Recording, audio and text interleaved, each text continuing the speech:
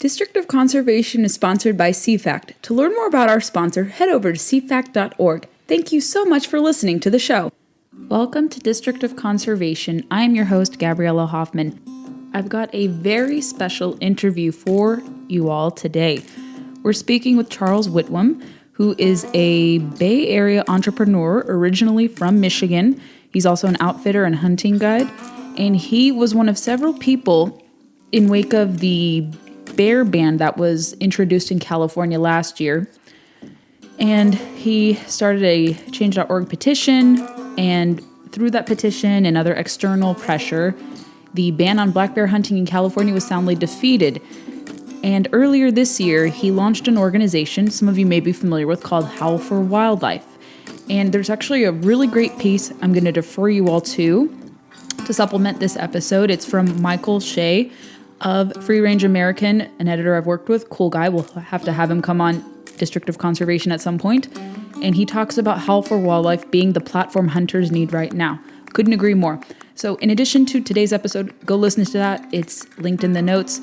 But you're going to learn about the organization, their efforts to bring together different conservationists for the purpose of unifying hunters, despite some of the fissures and divisions that are often met in the community writ large, across politics, things of that sort. So great tool. They're incentivizing hunters to get involved, to do some action-oriented pieces for legislative items. Really unique stuff, very creative. So you'll hear more about Charlie's background, what the group is up to, and how you can even make a say in support of legislation that's good and against legislation that's bad. So here's my conversation with Charlie from Howl For Wildlife. Across social media, maybe some of you guys have seen this new group called Howl For Wildlife pop up. I have certainly pushed some of their content onto Instagram stories. I think Robbie Kroger from Blood Origins has shared them, and many other people in similar positions like me have been doing their best to kind of highlight what they're doing. And we're speaking with one of the key people behind Howl For Wildlife, Charlie, to talk about the group, how it came about to be, and why people are paying attention. So, Charlie, thank you so much for speaking with me. Thank you so much for having me on. I really appreciate it.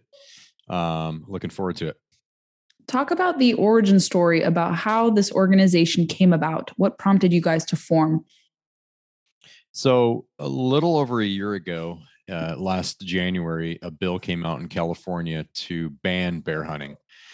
And I started the petition and grassroots effort that in 5 days collected over 27,000 signatures.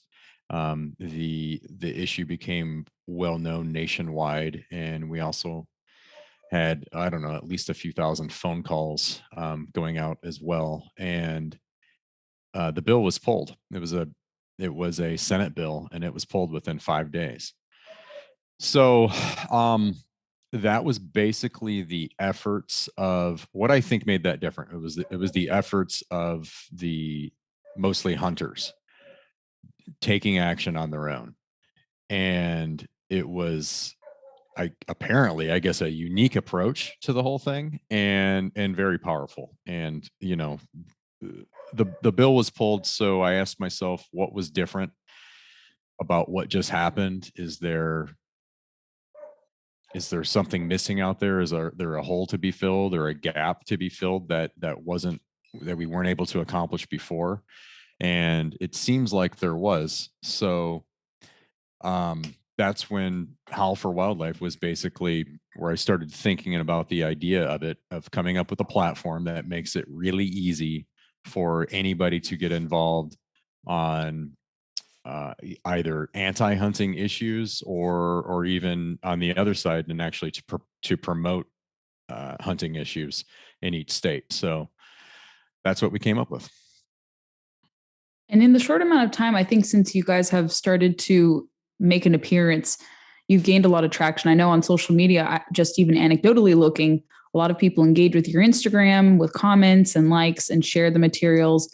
I see a lot more people writing that they're going to reach out to their state lawmakers or federal lawmakers, either in support of good bills or against bad bills.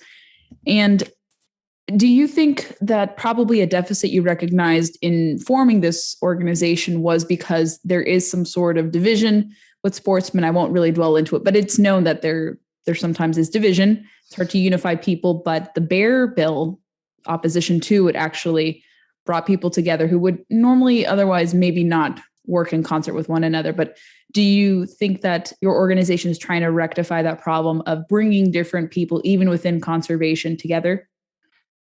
100%. Yeah. So I like to call it fill in the blank. So if it's a bill that's going after bear hunting or lion hunting or trapping or you name it, fill in the blank with the animal that you are most involved in the hunting world, because the end goal of the anti-hunters is to end all hunting. So our goal should be to protect all hunting. So no matter what state you're in, no matter what animal at the time that the issue is about, you have to see that as an attack on an eventual attack on what it is that you love, because it will get there if we don't stop it. Say in California and you live in Virginia, it will come to Virginia. That's the goal. So we're trying to streamline everybody and get everybody on the same side, at least on something like this, which should be relatively easy to do, I guess, in concept. And the same thing with organizations, the same thing with conservation orgs. It's the reality of it is they're kind of in competition with each other, and trying to get those resources and knowledge and experience streamlined a little more to get everybody on one page. That's extremely important because incremental bans to hunting do pose a threat writ large to everyone. I think some people are starting to come around to it who may have been reluctant because they're like, well, this will never affect my type of hunting, whether it's bow hunting or archery. But you see the attacks on trapping that have been going on for quite some time, and then it extends to predator contests, bear bans, things of that sort. So I think people are recognizing that an attack on one form is an attack on all. And were you personally drawn to this because you're a sportsman yourself? Because you certainly have to have some vested interest in this, because it takes regular individuals like yourself to want to start to be proactive in fighting against bad things and proactively promoting good things. Yeah. So I grew up in hunting in Michigan all my life. I was exposed to it since the earliest memories I have. I thought for a time that everybody hunted. So yeah, I'm definitely involved in hunting, and I still hunt a lot. I do guide and outfit on occasion when I have time to do that as well. And I just I was kind of tired of I didn't see an opportunity for hunters to really get involved. I didn't see an easy opportunity. So I just felt like there was an opportunity and we just weren't tapping into that.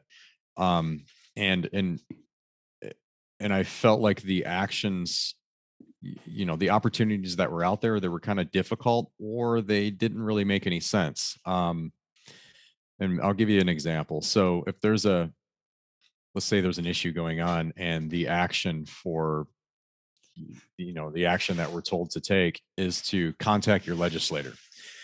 Well, if that legislator has nothing to do with this bill, which often wildlife bills are decided upon by committees, which can be from 3 people to 22 people or whatever it is, they are the decision makers. So contacting your legislator isn't going to do anything. So I learned that quickly, like, okay, these action items need to be set up correctly to go to the right people.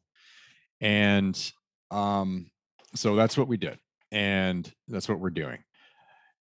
Additionally, the emails, they shouldn't be canned emails. So if it's a different email going out from each person who submits an email, that's a way more personalized approach, and we've set that up as well. So some of our actions, well, on any of our actions, we can have 1,000 different emails set up. So what I mean is, if 1,000 people come to our platform and push send, it will randomize those emails so the decision makers are seeing a different email from a different person. Hmm. On top of that, they can edit it, they can add to it.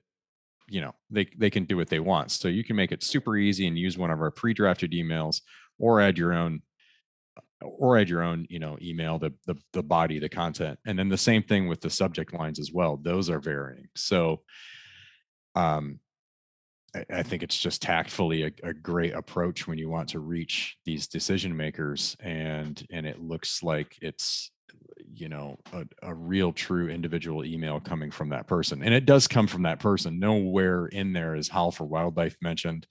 I don't feel like it's of any value to say, Howl for Wildlife is going to keep your constituents informed on this or whatnot. I think the value is, and the strength is getting our 60 to 80 million sportsmen in the United States an easy way to get involved on these issues. And we just made the portal for them to do that. And it's a super insanely easy portal to use.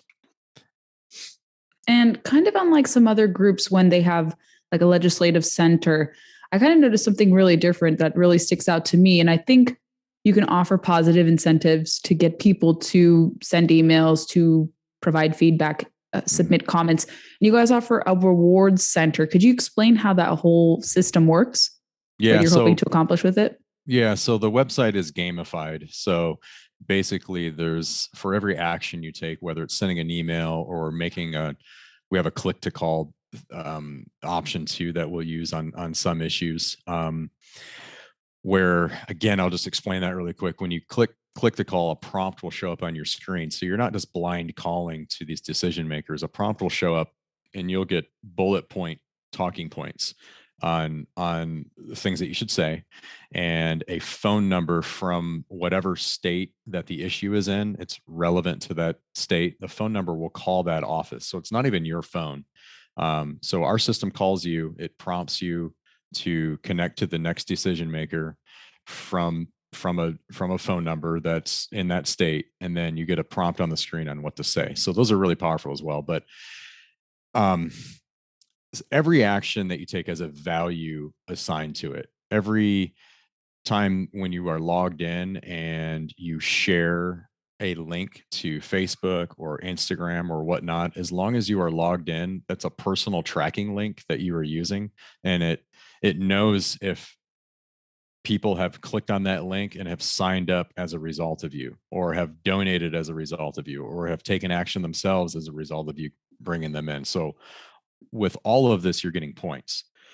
With those points, you are essentially signing up. You don't have to do anything to do this. It's just by tier. So when you get to say 100 points, you're automatically entered into some of the contests that we have running.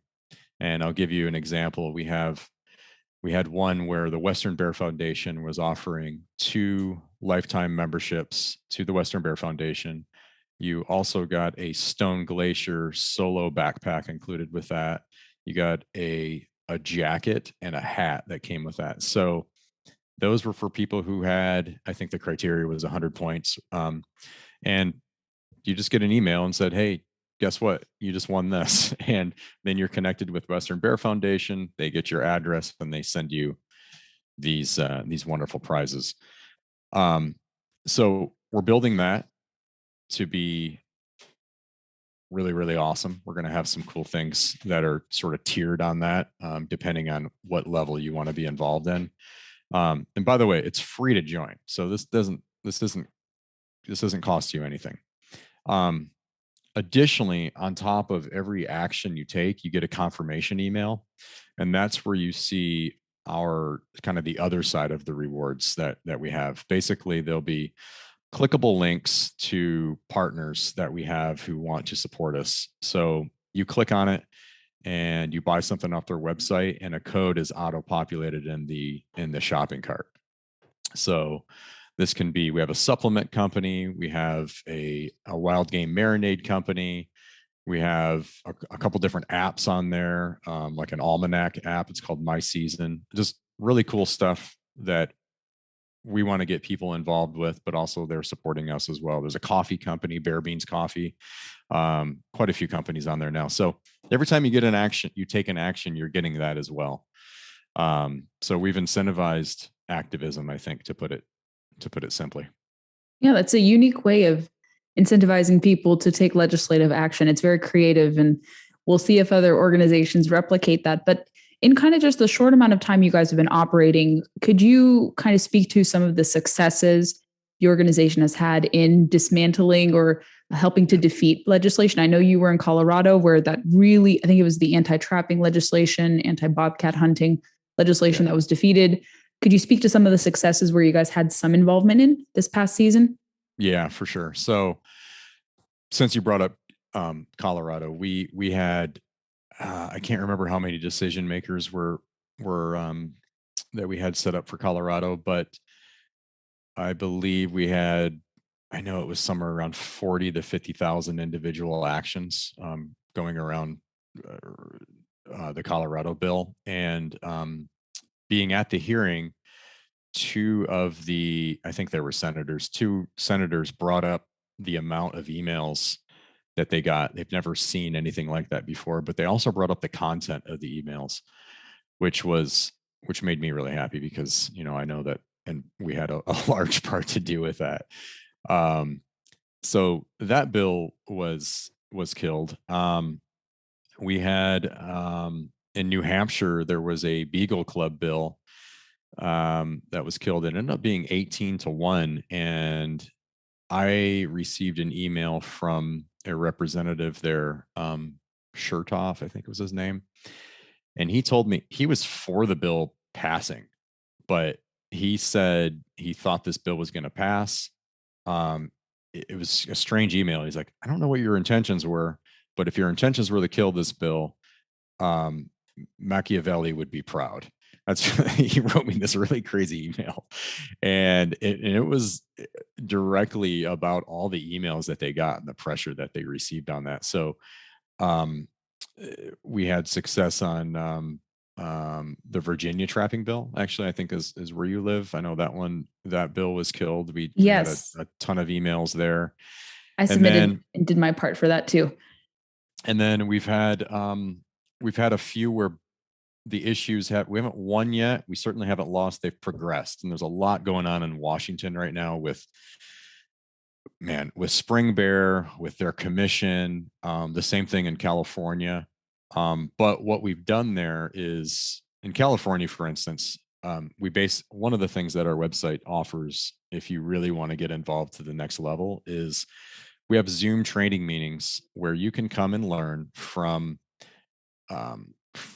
people who've been doing this for a long time that's already in another organization, or wildlife biologists. They're kind of hosting these Zoom meetings through us, and they will teach you how these state wildlife committee meetings work. And they'll break down the bill. They'll break down the process. So then when it comes time to take part in the committee meeting and to actually speak during the committee meetings, these hunters are showing up with really intelligent content, and everyone's saying something kind of different as well. Like we're setting it up that way. So on the last committee meeting in California, we had over 200 hunters involved in that meeting, and I don't know, it was like 63 or 64 hunters actually got to speak. And generally it's the anti-hunters who were there doing this, and there'll be just a handful of hunters, and we completely flipped that. So we far outnumbered them.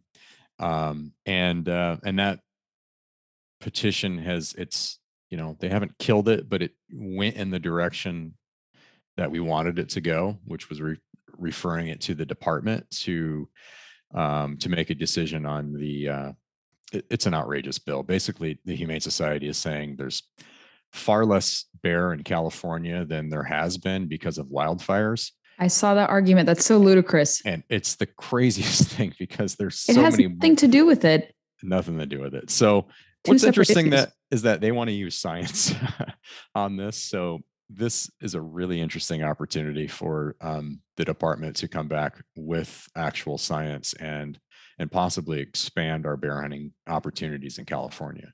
Um, so yeah, no, we've certainly had success. I mean, I know it's going to happen, but so far we haven't lost anything. Um, and it's kind of crazy. It is, but I know that the pressure since a year ago from the grassroots efforts and from the thousands and thousands of hunters getting involved, that is having an effect, and it's a new trend. It really hasn't happened to this level before. So we're hoping that that just keeps growing. And I do have some analytics here. Well, I looked it up today because I was talking to somebody else about it. But so we launched on January 11th. Today is February 22nd. We have had, it's over 185,000 individual actions through our website so far. So Incredible. to decision makers, it's a lot. I mean, that's a lot, but it's nowhere near what we need it to be. There's, I, I, I'll be happy if we have 1 million users on our site, because what is there? There's 16 million hunters, and then there's however many million anglers, and then, the shooting sports, there's 60 to 80 million of them. But if we can get 1 million, then I think we're getting somewhere. Until we get there, I don't think, I'm not going to be happy until we get there. I think you could, given what you've listed, you could certainly achieve that by, oh gosh, September, October, if you play your cards right, maybe sooner. Because I know with legislative session, things are starting to die down. I know in Virginia, our session ends in March, and a lot of sessions are ending soon. But no, those are ambitious, but probably very doable goals if you've already exceeded, 6 figures. They are doable. It depends on how long bill season goes. Sometimes ours will go to July or August in California. But then there's OP13 going on in Oregon, which is, if that ends up getting on the ballot, we're not even going to get involved with that until July probably. So that would be a huge one. That's the one that essentially bans all hunting and all fishing and all ag, anything to do with animals, like clipping of toenails or breeding of animals on farms. That would get rid of that. It's they laid it all out on the table on that one. So we'll see. We'll just see how long this season goes and what else we can get involved with here. Very good. What outstanding legislation is still looming? I know you guys are focusing largely on Virginia passing its Sunday hunting bill, I think, if I'm not mistaken. I know a lot of different groups are looking for us to do that. Are you guys also going to tackle federal rulemaking? I don't know if you follow kind of what happens on the federal level, but maybe you guys can apply your efforts to public comment period for rules changes. I know there was something relating to that the public couldn't comment on, but a lawsuit to potentially revoke 100 Fish and Wildlife Service National Wildlife Refuges to revoke access, new hunting and fishing access on that. But are you guys going to look into doing that in addition to any outstanding bills coming? Yeah. So for Sunday hunting, we have South Carolina, and I'm waiting on content for Pennsylvania. We have 2 pro hunting bills in Georgia going on right now. We have a Mississippi issue where 6,000 acres of public land is possibly going to be sold to private for some reason. I'm not sure, but anyways, we're not for that. What else do we have? I know we have some more stuff going on in Washington and California, of course. That seems to be a standard these days. And then there's a few more bills. There's one I'm writing up right now for Wyoming. There's another one for Colorado. But what we do is what I'm trying to do is partner with the in-state orgs, and we link to them we can get donations to them, but they are essentially providing the content for our actions. And it just makes more sense for everybody because they're the boots on the ground organizations. They're closest to these issues and they need all the help that they can get nationwide. Because what we're doing is bringing in not just individuals in whatever state the issue's in, but also a nationwide effort to get behind that. So for these actions, that's what I'm trying to do is partner with the in-state orgs to get content and to give them access to our dashboard so they can set up training meetings and RSVP, for what they want their members and the hunters of said state to get involved in. That just makes the most sense for us, and it's in line with getting everybody on the same page and streamlining everything, no matter what organization you're a part of or whatnot. I think this is an opportunity for us to all work together. And so anything that for federal, there's a lot of issues out there where it's like, yes, this is an issue, but there isn't a whole lot that can be done about it right now, so that's what I'm waiting for. And of course there's bills and there's things that I'm missing, and I'm also doing this all by myself, but that's what I was telling you the other day. I don't sleep anymore, but no, you need reinforcements. You can't just do it by yourself. No, I do, but it's, we're just starting. So it's certainly getting the right people. I mean, we will for sure. But, like I said, with a lot of issues, there's people asking me about, say, New Jersey. Hey, can you help get bear hunting back in New Jersey? And it's like, well, we aren't writing bills. That was done through a legislative process. If an organization wants to submit the proper paperwork to potentially change that in New Jersey, we'll definitely get behind that. But, we're not lobbying or anything ourselves. We just wait for the best opportunities, I think, to get people involved and to hopefully have content where it makes sense where you go to our website and what it is that you're getting involved with and what you're signing on to. Excellent.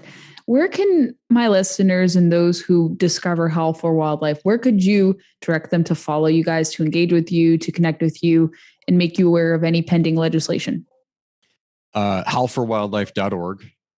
You can also do .com. It'll just forward to .org.